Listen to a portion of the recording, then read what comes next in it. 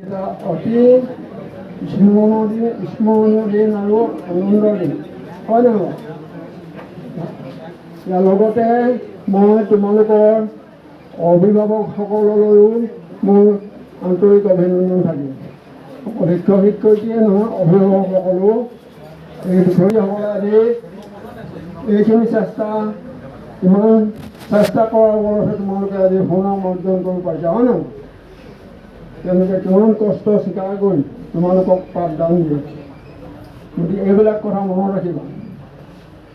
আৰু এতিয়া এই বিদ্যালয়লৈ গৌৰৱ কৰি আনিছা, ভৱিষ্যতেও য'ত পঢ়িবা, এতিয়াতো ভাগ হৈ য'ত পঢ়িবাগে। গতিকে এই চেষ্টা এৰি নিদিবা, চেষ্টাৰ অসাধ্য একো নাই। ইয়াতকৈ ভাল নাম কৰিবলৈ তোমালোকে যত্ন কৰিবা।